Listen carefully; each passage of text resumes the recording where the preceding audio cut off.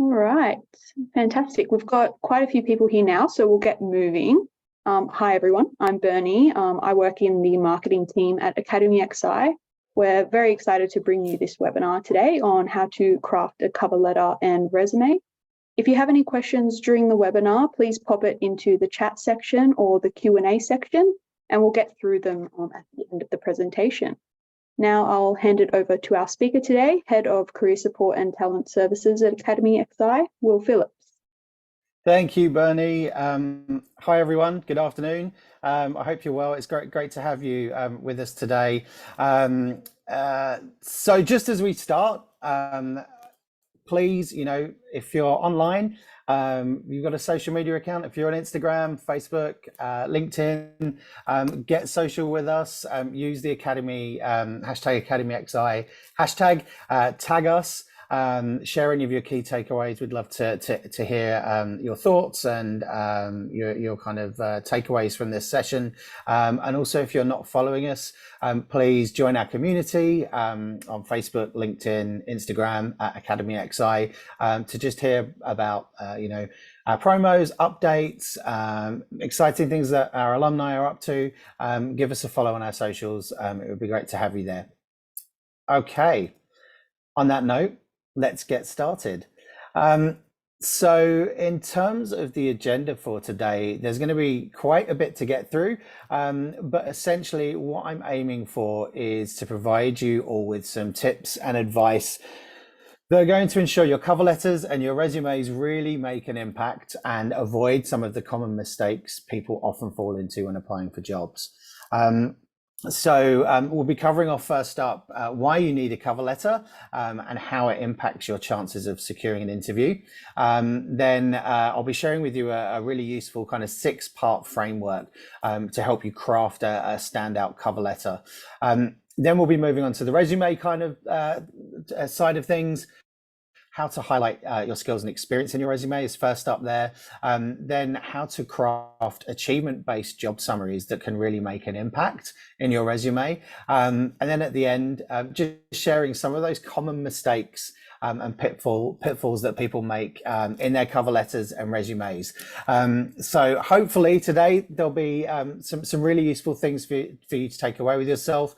It might be just some kind of reassurance that you're getting from it that you're on the right track. There might be some things that you already know, might be some things that you're going to start doing, but hopefully this is all going to be of some use to you in terms of your cover letters and resumes and making them really stand out from the crowd. So first up, why you need a cover letter and how it impacts your chances of securing an interview. So the topic of cover letters is one that comes up quite a lot, and I'm often asked questions about them. Things like, should I write one? Should I include one? Do people read them? Etc. The short answer to all of those questions is yes. And I think as a general rule of thumb, a cover letter should always be part of your application. And we're going to go into a bit more detail around that. A cover letter serves as an introduction to your resume and is written with a specific job in mind. So the main role of a cover letter really is to introduce yourself to the employer and encourage them to read your resume. It also aims to show them that you're the right person for their business and for the role and for their organization. Your cover letter should outline your qualifications, your experience, and any positive work traits that are relevant to the job. First off, 50% of hiring managers expect your job application to consist of both a resume and a cover letter. Since you never know what the hiring manager reading your job application expects either, it's better to over deliver, I think, than to disappoint them in that sense. On top of that, I think a well-written cover letter is going to give you an edge over those applicants who are either too lazy to write one or just have no idea of what it takes to write a great cover letter and kind of just send this standard template without kind of any adjustments made to it. So let's dive into some stats that I think you might find from some quite surprising. So in terms of these numbers, this was a survey sent to I think it was about 200 or so hiring managers and recruiters through Resume Lab, which is a really useful online like a website to help you with cover letter writing, resume writing, so on and so forth. 83% of hiring managers say that cover letters are important to their hiring decision. Further to that, it's also 83% of them claimed that they would interview a candidate with a great cover letter, even if their resume isn't necessarily up to par. 74% of people that make decisions, recruitment decision makers, prefer to receive job applications which include cover letters as well as resumes. Even if submitting a cover letter is optional, 77% of those recruiters will give preference to candidates who did send a cover letter along with their resume. And then on top of that, 72% of recruiters still expect cover letters, even if the job ad states that they are optional. So as I say, some of those might surprise you to see that. So people are still putting an emphasis or some weighting on a cover letter, and it really can be I think something that can shift a decision in terms of whether the hiring team want to pick up the phone and have a conversation with you.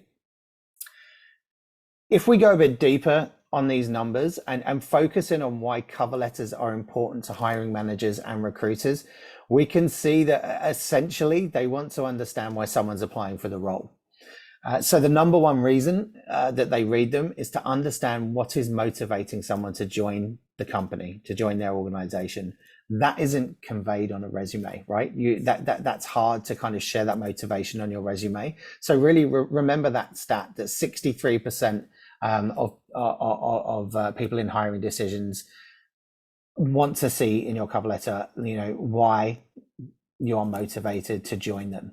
So remember that. Then what they want to know about is, your career objectives. Why are you looking to change jobs? Why are you looking to change career? Once again, that isn't necessarily captured on your resume. So hopefully you're starting to see why a cover letter is such a necessary companion to your resume. It really does play a role that your resume can't do, and helps to kind of paint this broader picture of you, as well as provide some more layer of context to your application, as opposed to just, the resume, the black and white facts of, your skills and your career history and that kind of thing. A cover letter can really, as I say, be a companion, really enhance your application. Let's talk about why you need a cover letter. To summarize it, think about it like this. There are several reasons why you need this cover letter to apply for a job application. Firstly, to introduce yourself and explain why you're interested in the job. Your resume is a great way to list your skills and your experience, but it doesn't give a hiring manager a sense of who you are as a person or why you're interested in the job. A cover letter can really help you fill in those gaps and make a much more personal connection with the hiring manager or the recruiter in charge. It's also, making a first impression. You really want to kind of make a lasting impression on the hiring manager. You need to highlight your skills and experience. Your resume should obviously do that, but a cover letter, as I've already said, gives you the opportunity to just go into more detail and explain your skills and experience that are relevant to the job that you're applying for. And it can really help you stand out from those other candidates who might have similar skills and experience to you on their resumes. It's also a way to show your interest in the company. A cover letter is a chance for you to show the hiring manager that you've done your research, you're genuinely interested in the company. And you can do this by mentioning specific things about the company that you're interested in, such as their products or their services, their mission statement, their culture, anything that you know about the organization. The cover letter is the place to really do that. And it's also, a great way to demonstrate your writing skills. Cover letter is a piece of writing, so it's a great way to demonstrate how you write, and the hiring manager is going to be able to see how well you communicate, how clear and concise your writing is. and how well you can follow, I guess, those conventions of formal writing. Hopefully those points there kind of make sense in terms of, why a cover letter is really important with your application. A cover letter is not optional. And if they're asking for one, submit one. If they say it's optional, then you should still submit one as well. I would say in most cases, submit one, even if they don't mention a cover letter at all. I would say if they don't ask for one, they don't, say it's required, they don't say it's optional, there's no mention of it. If it's an organization you're really keen on applying for and landing a role with, write a cover letter. It's not going to do any harm. Once again, I think, a few slides back, I was talking about, over deliver on your application. And I think adding that cover letter, if it's a role in a company you really want to work for, might just be the thing that gives you the edge over other candidates. It really can dramatically boost your chances of landing a job. Even if a cover letter is optional, 77% of recruiters will give a preference to candidates who did send a cover letter. And 72% of recruiters still expect cover letters, even if the job ad states that they're optional. So, write a cover letter, add one in. In terms of if we look at candidates and do candidates send cover letters? According to recruiters, most candidates don't. If it says the cover letter is optional in the job ad, only 35% of candidates attach a cover letter to their application. And if it says a cover letter is required, the number's not that much higher. It's only 3% more. 38% of candidates submit a cover letter if it's required. So surprisingly, no matter what the job ad says, 6 out of 10 candidates are not attaching anything apart from their resume.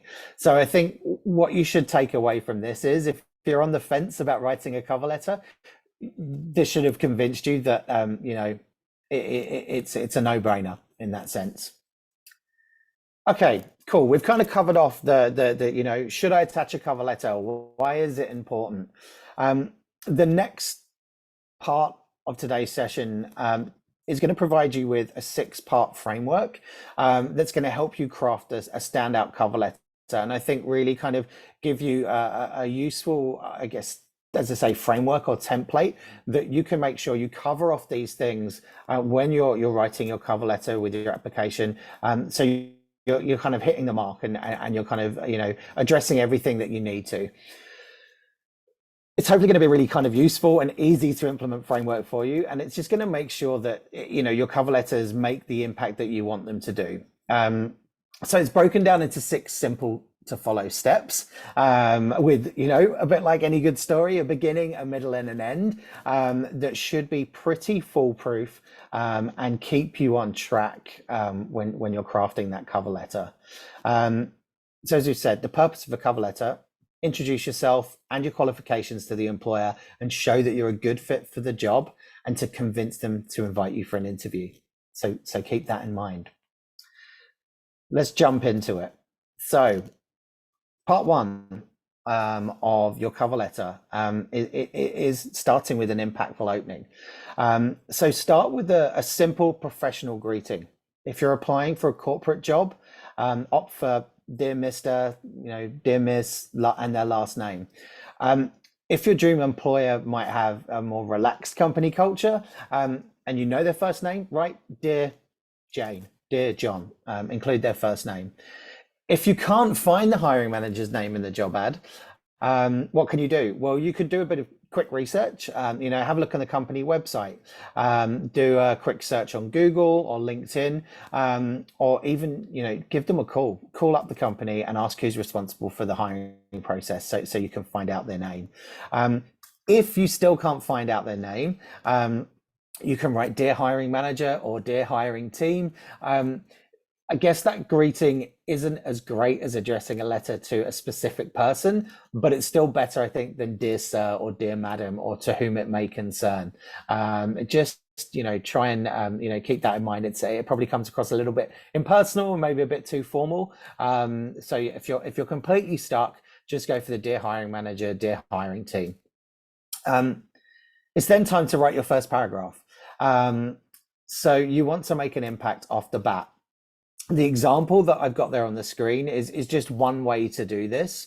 But essentially it's showing that you've done your research, you know about the company, you know about their products or their achievements, or, a recent launch that they've made. And it really demonstrates your passion and interest for the organization. And what I would say here is, make sure that you tailor this for each organization. I think as if it's too generic, it can maybe seem a bit disingenuous. So, really try and, if you can say something a bit more personalized about the organization, as I say there, their products, a product they've got, something you've read in the news, or, a blog post, anything that shows that you've done your research, I think is going to make a really good impact straight off in this opening paragraph. Other ways that you might make an impactful opening might be by sharing, a huge professional accomplishment of yours, but be sure to quantify and demonstrate that successfully. And we'll touch on that a bit later as well. You might also have a contact that works at the company. So leverage that relationship, drop in a name in your cover letter. But something to keep in mind in there is, don't pretend that you know someone when you don't actually know them. It can be easy to spot, something like that.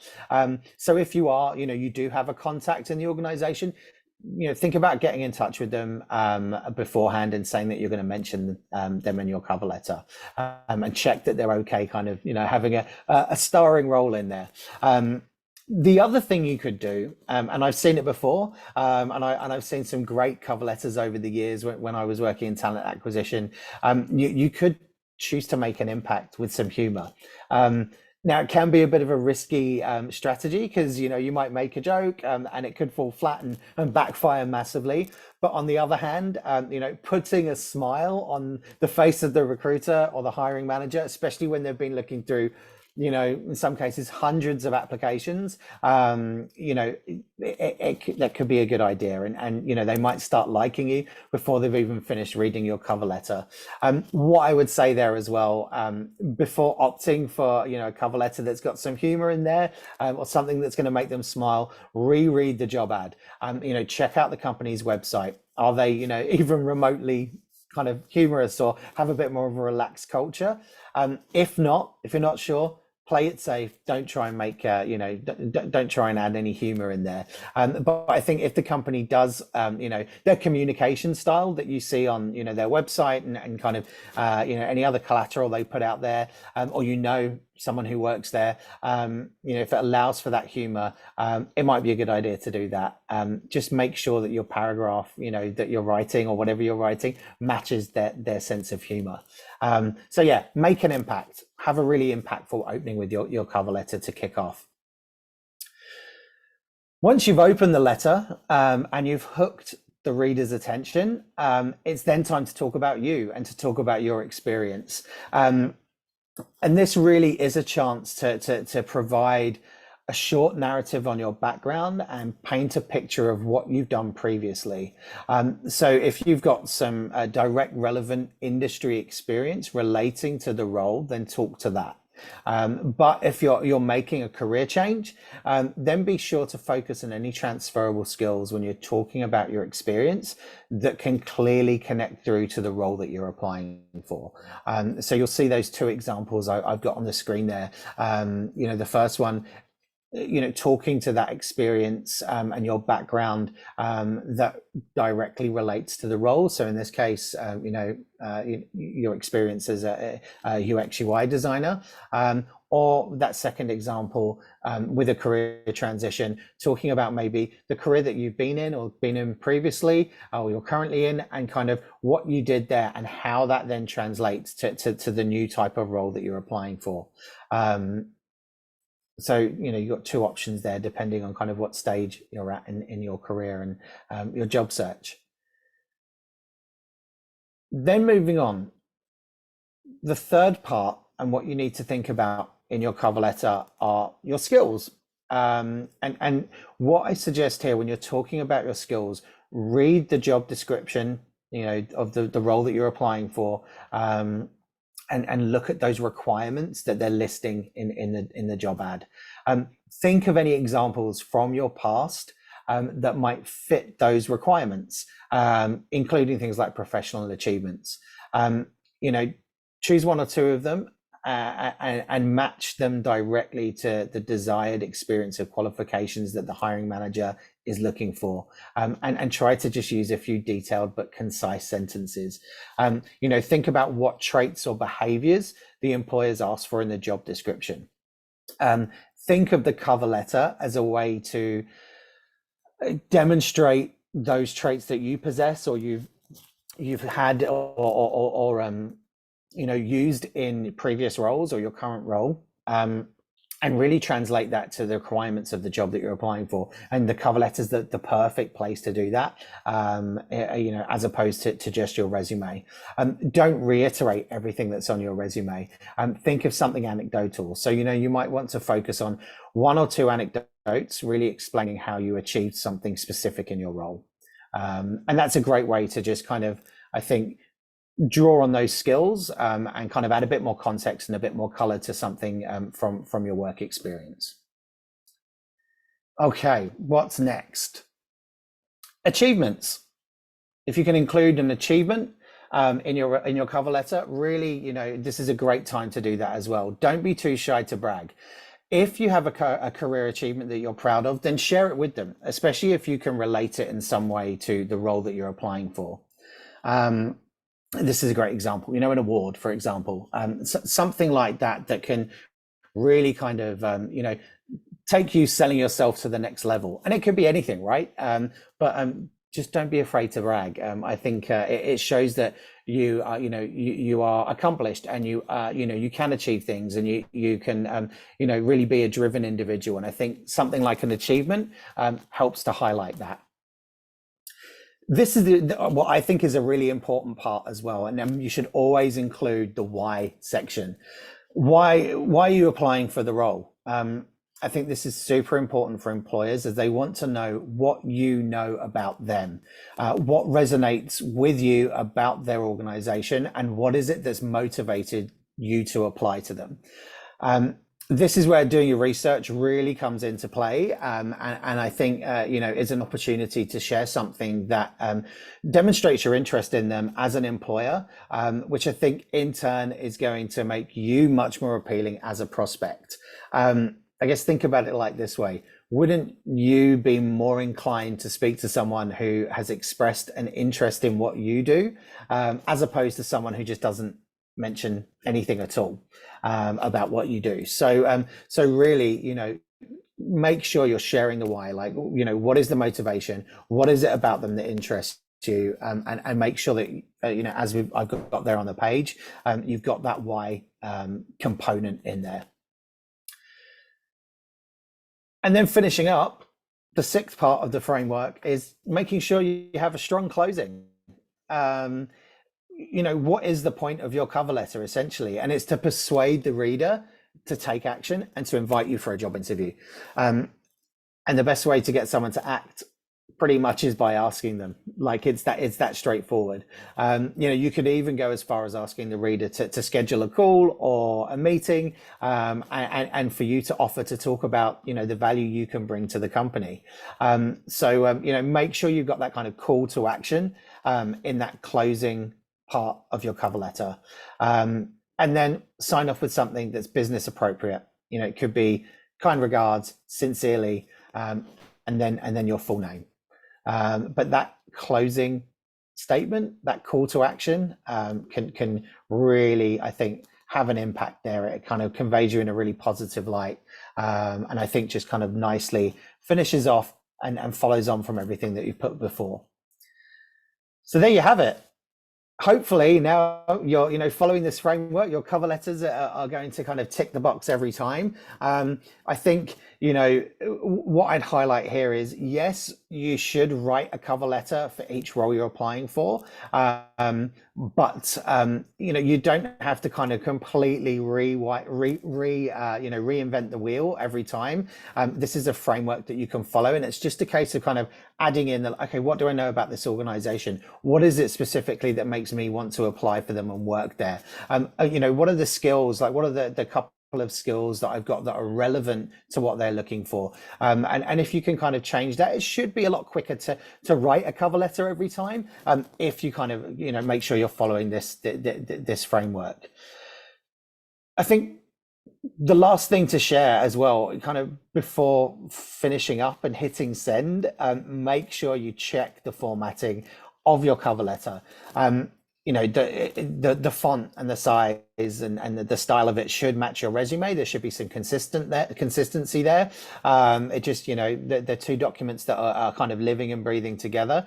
Make sure that it's consistent. Make sure that it's mistake free. So proofread, get someone else to double check if you can. Check for grammar, check for spelling. So hopefully what you now have is a cover letter that has clear to the point writing. It's solid proof that your skills and achievements are going to bring value to the company you're applying for. You've demonstrated that you've got a genuine passion for this specific company in this specific role, and you've shown that you understand the company's values or understand who they are, and you're demonstrating some signs that you've researched them before applying, hopefully that makes a foolproof cover letter. But always check the formatting, check your grammar, check your spelling. Attention to detail, super important. Hopefully that's a lot that I've gone through there. Hope it all makes sense. I hope it's some really useful tips for you to think about when you're crafting your cover letters, and it's just going to set you out from the other applicants that are in the race as well. Okay. We will move on. We're now going to take a shift of gear and move on to your resume and how to highlight your skills and your experience or your experiences in your resume in the best way. Okie doke. So, your skills and experience. I think there's two things that I'm going to touch on that are really important to call out in this section, is the difference between your soft skills and your hard skills or your technical skills. What I always suggest, and I like to see it on a resume, is a short profile or about me section at the top, kind of underneath your name and your contact details. It doesn't have to be an essay, just 2, 3, 4 lines, and a brief paragraph that highlights who you are. I think it's really important as well, especially if you are changing careers, to have that, because it's a great way to just summarize, who you are, why you're applying, what your background is, and kind of fill in any blanks for people.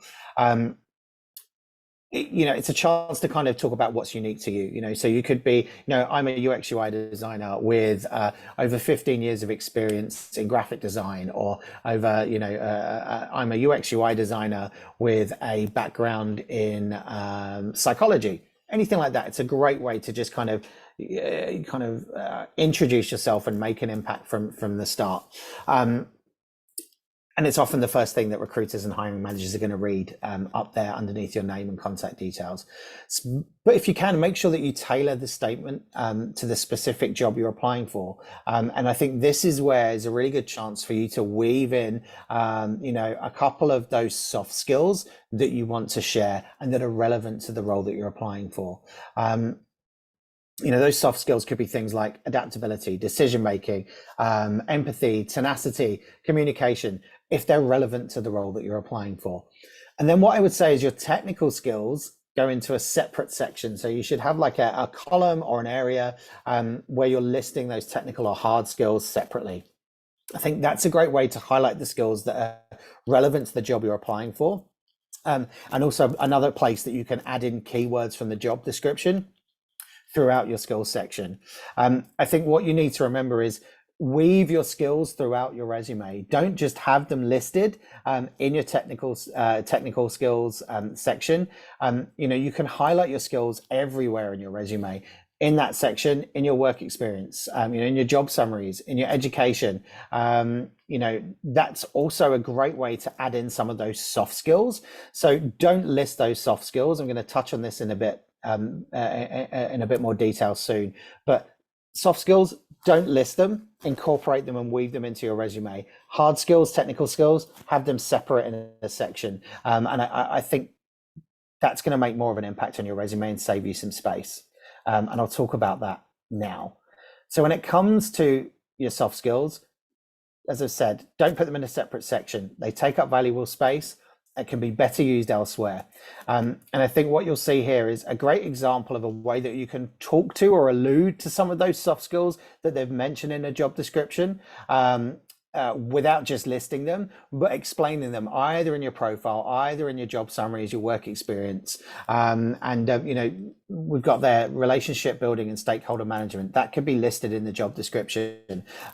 In one of your previous work history job summaries, you could talk about having exceptional skill at building relationships with all stakeholders, ensuring effective communication and desirable project outcomes. So you're ticking the box there. You're addressing maybe that they're looking for those skills in the job ad.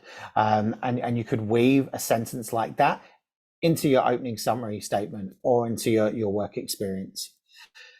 I think what I'm trying to get at is, while every job has its own set of skills, some skills are truly universal for all jobs and for anything you do. And they're kind of skills that employers in any field, I think, are looking for, and you need them to be successful in any career. So I wouldn't include them unless they are specifically called out in the job advert. So I'm talking here about things like communication skills, time management skills, teamwork, initiative. They're things that anyone should have in any job. So don't take up valuable space calling them out in a section. When it comes to thinking about your hard skills, which are also called your technical skills, I think those things that are relevant to the role you're applying for, have them listed in a section. So a bit like I've got there. So if you're a developer, it could be things like Java, CSS, HTML, React. A designer, it could be Figma, prototyping, wireframing. Those generic lists of skills that I mentioned, they look nice, but what you need to think about is, how do you find out what you need to put onto your resume to please the specific employer?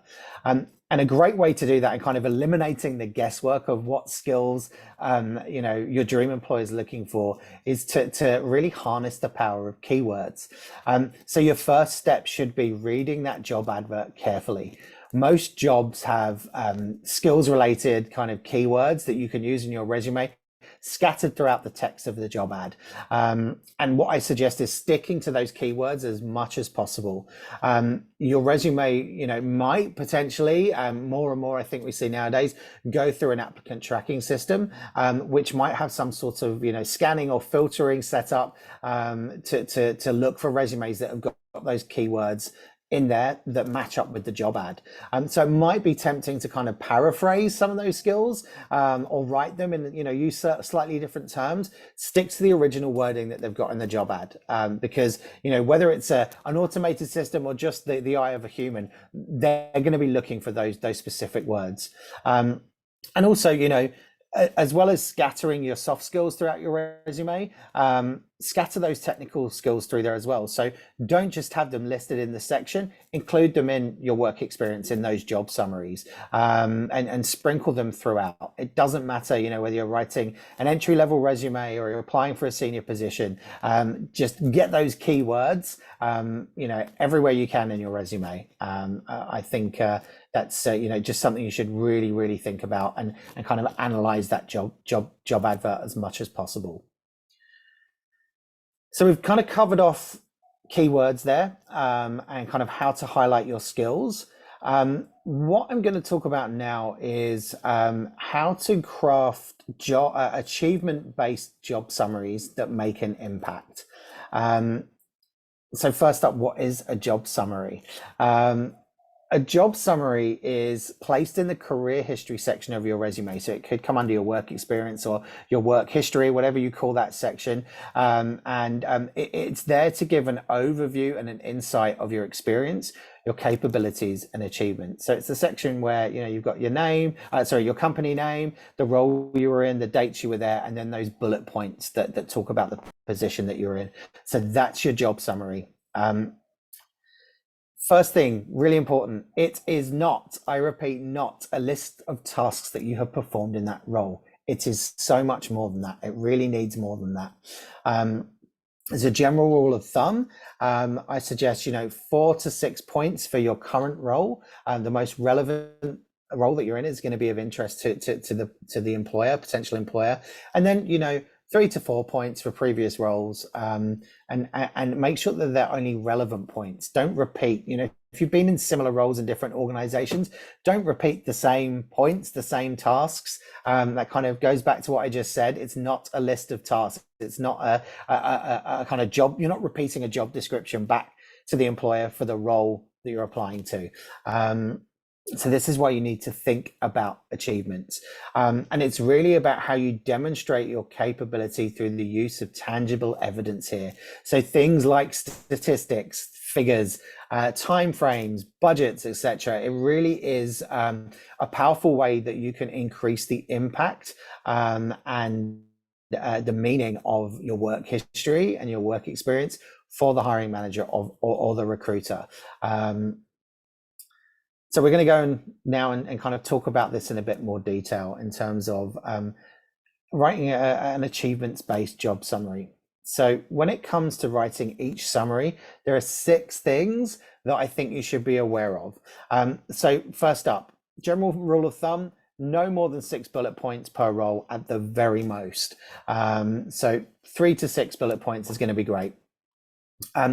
Step 2, you should really try and identify what parts of your current role are relevant to the role you're applying for. Are there any aspects that can translate across from your previous roles? What you should be trying to do here is to take some of those keywords from the job ad and weave them into your job summary and your work experience that you're talking about as much as possible. You know, and within reason, of course. You know, if you're struggling and you can't relate things, that's okay. Just, you know, even one point that you can kind of, you know, convey the connection between your past work experience and how it might relate to the job you're applying for. Really try and aim for that. This is the kind of the kicker, and like the really important part, I think, is focusing on job achievements in your job summary. So you know, read the job ad closely, identify those keywords. Imagine the perfect candidate, you know, applying for the role that you're applying for. So kind of have that in mind. List only achievements in your resume that prove you are that candidate. So try and have that mindset. So for example, if a job is looking, you know, a job advert's looking for things like 1, customer service, 2, customer retention, and 3, they're looking for someone who's efficient. They've listed efficiency in there. Your job summary could read, maintained 99% positive customer service scores, as opposed to saying responsible for customer service and sales for consumer products firm.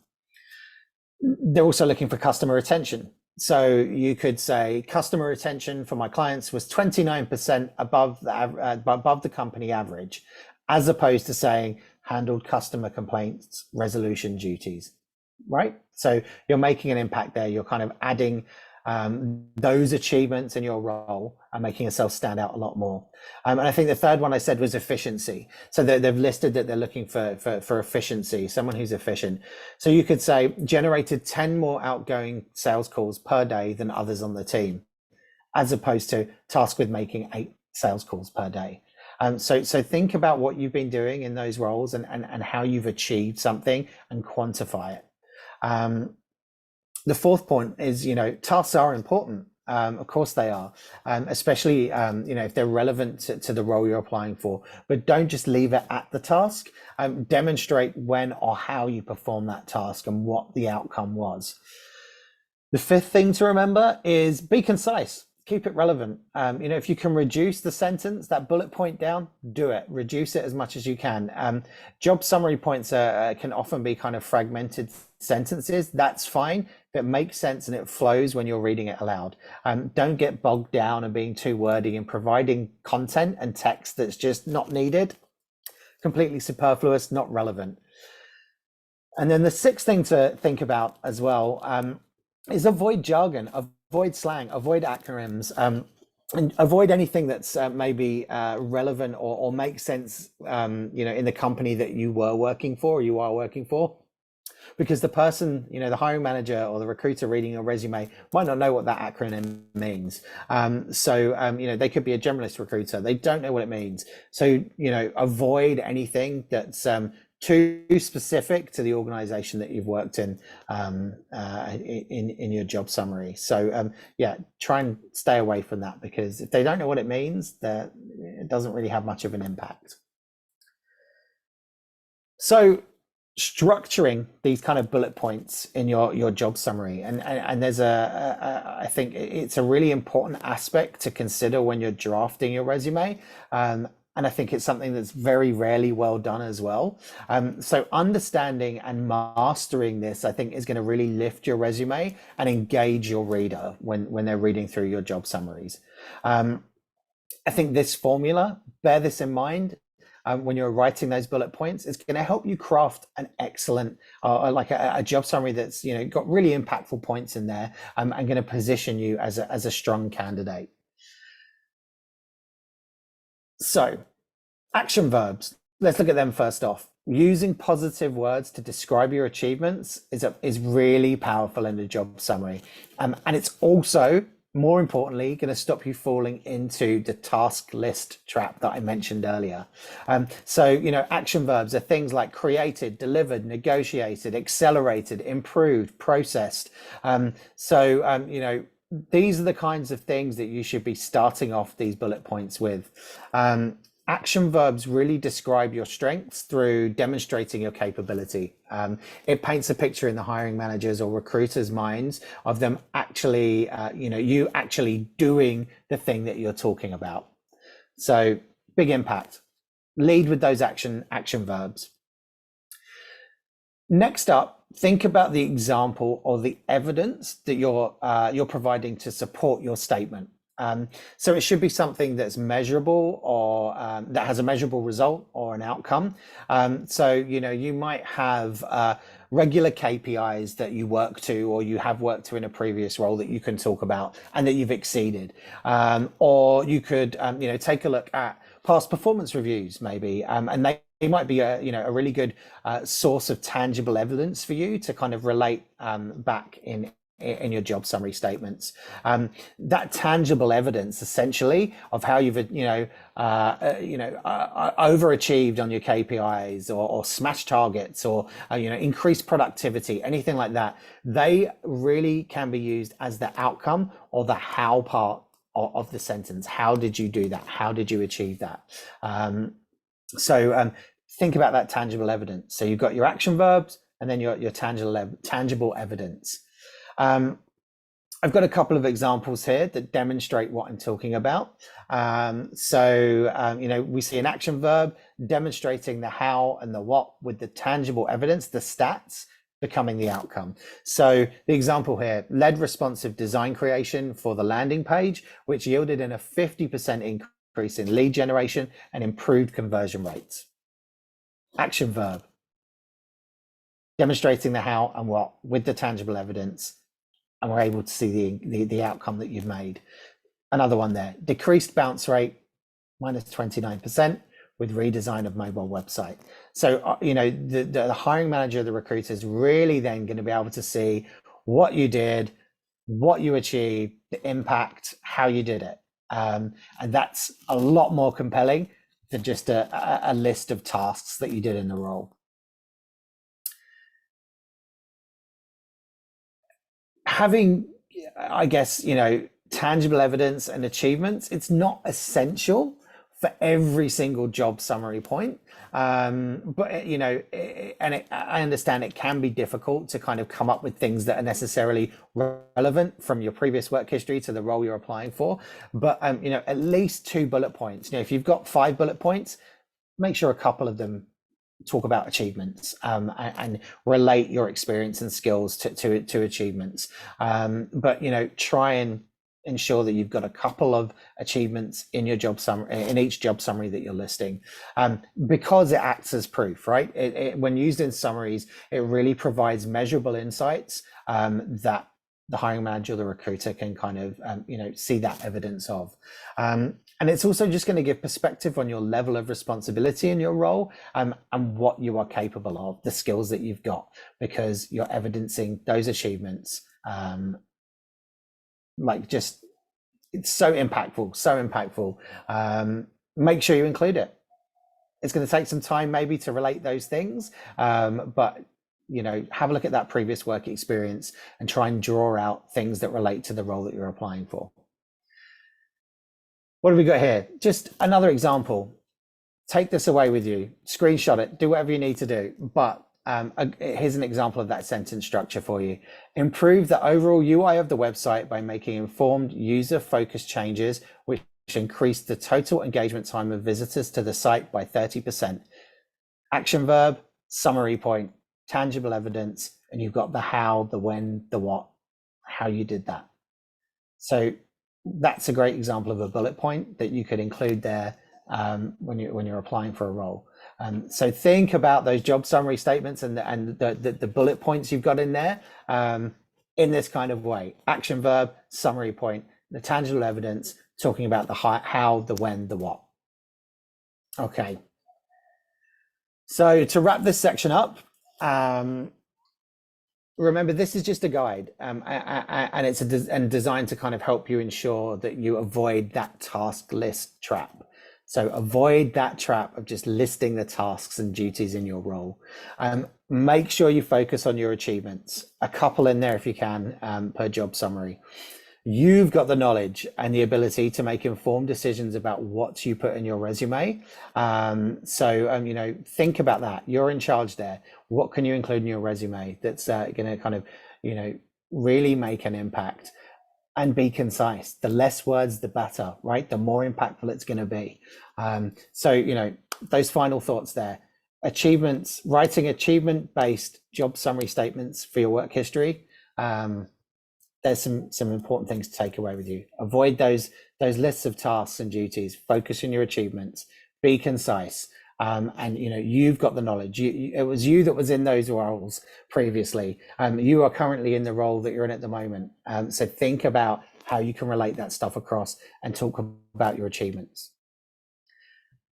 Okay, the final section, and the thing that I want to cover off today is just to touch on some common mistakes that you can avoid in your cover letters and your resumes, and should kind of, I think, ensure that, coupled with everything I've spoken about today, the framework for your cover letter, how to write those job summaries, how to talk about your skills, avoid these mistakes. We see them quite often.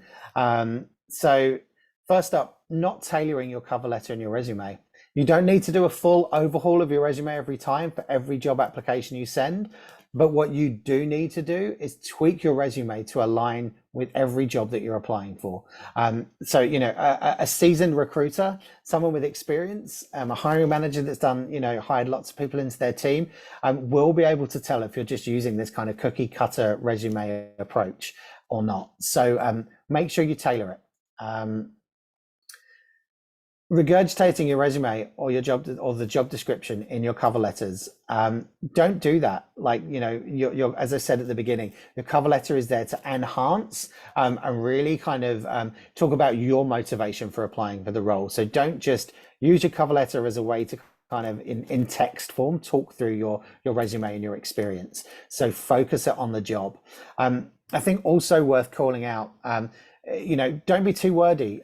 Don't repeat words. Don't have too much repetition of words and phrases in multiple job summaries. Don't just kind of make it look like a repetition of the role previous, that kind of thing. When someone reads the same words or phrases on a resume, I think it just becomes a bit redundant.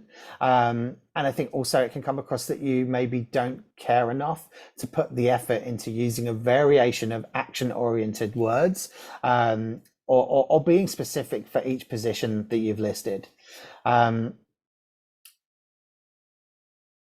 I think the important thing here as well is correct, like key takeaway in it, and it surprises me when I see this. The goal of a resume is to land you an interview. So if you're missing out that important contact information, which I've seen before, or the contact information that you've included is incorrect, you're making it really hard for recruiters and hiring managers to get in touch with you. So make sure that you double check that your phone number, your email address, the link to your LinkedIn profile, make sure that those contact details are correct.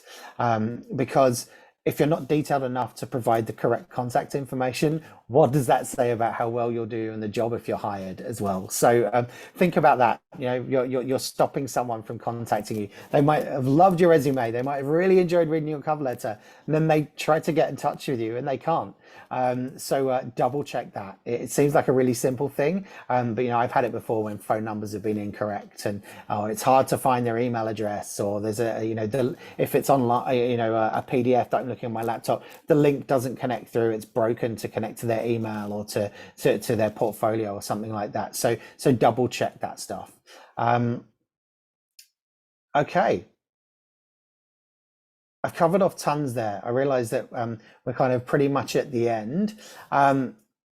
Tons of information, hopefully really useful stuff for you to take away when you're thinking about cover letters, resumes, conveying yourself in the most impactful way possible, making that impression that's going to, prick up the ears of the hiring manager, the recruiter, and make them kind of take notice of your application. It's about tailoring it. It's about, talking about your motivation.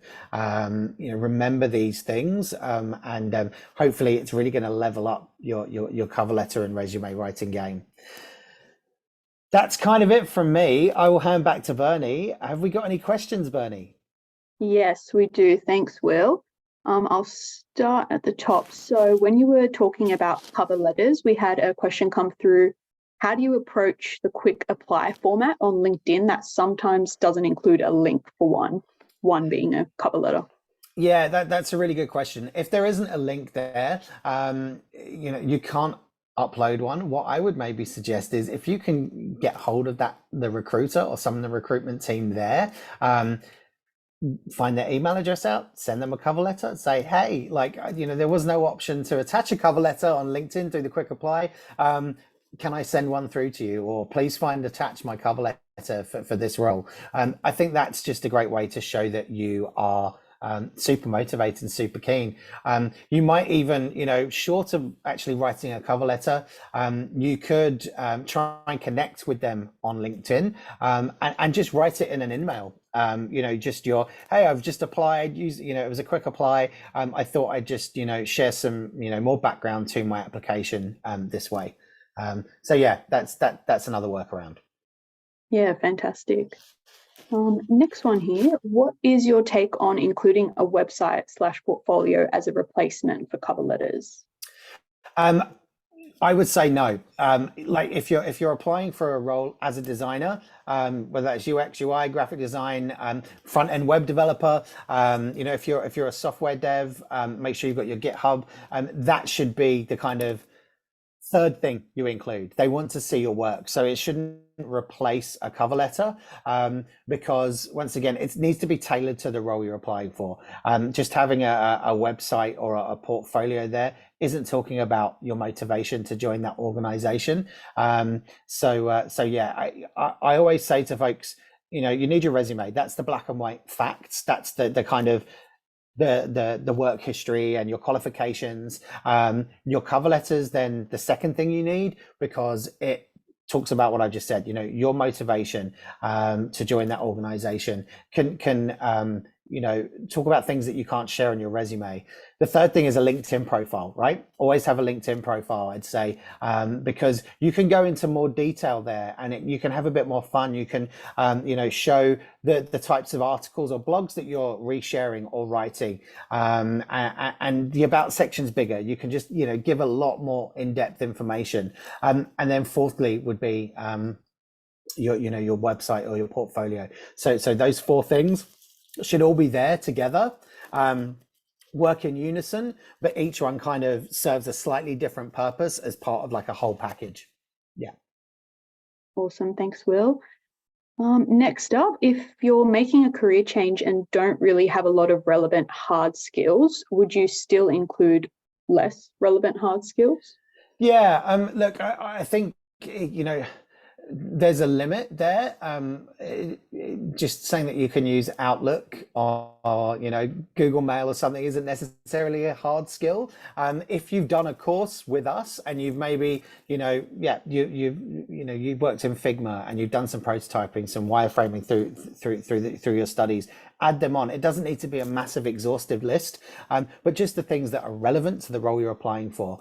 Doesn't matter if in the job ad they're listing other tools and skills that you've not got, list the ones that you've got, because even if you're meeting 50% of them, that's great.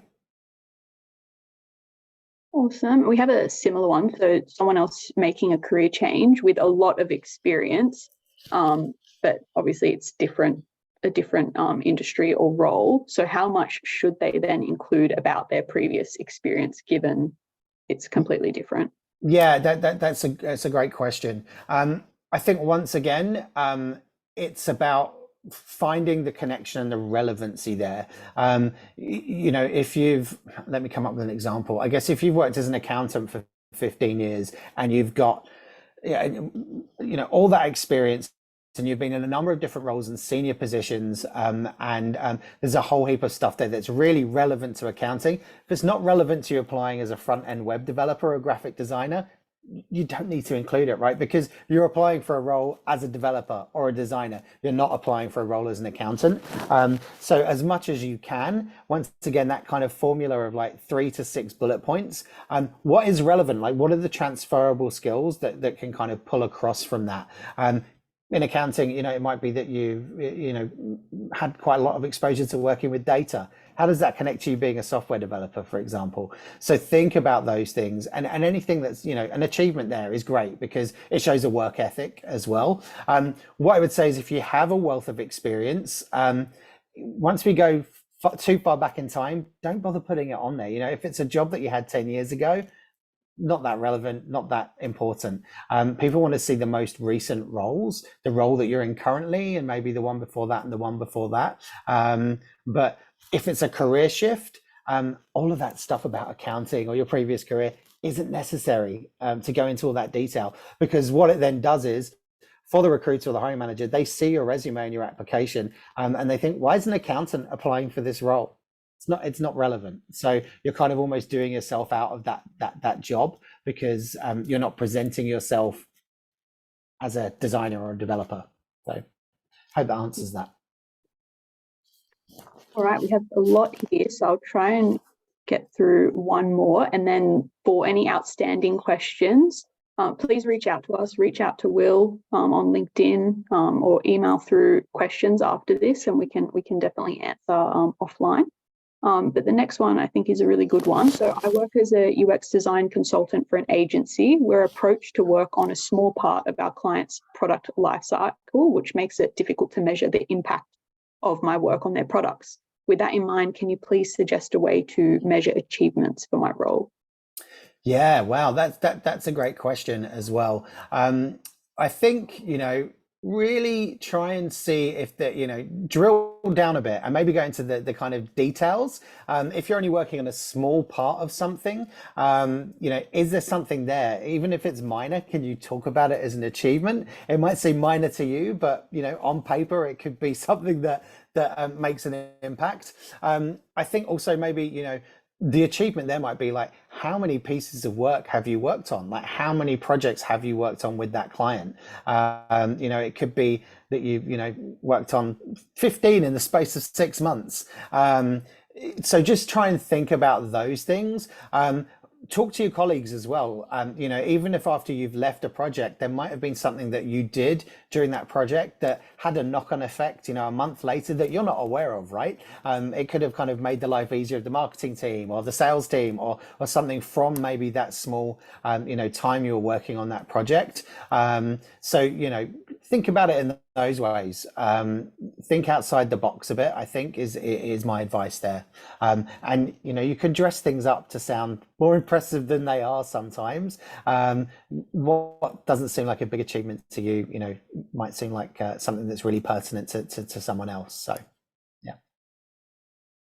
Fantastic. All right. Thank you so much, everyone, for your questions. I'm sorry we couldn't get through them all. We've already gone a bit over time, but again, please send them through, contact Will, and we'll get to any other questions you might have.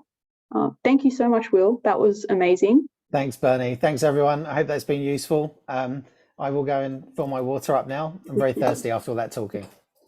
Thanks, everyone. Take care. Bye. Thanks. Bye-bye.